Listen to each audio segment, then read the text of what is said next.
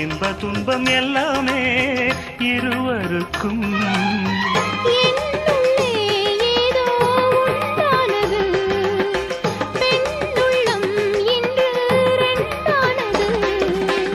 ரெண்டா ஏது ஒன்றுபட்ட போது கண்ணுக்குள் 100 நிலவா, இது ஒரு கனவா?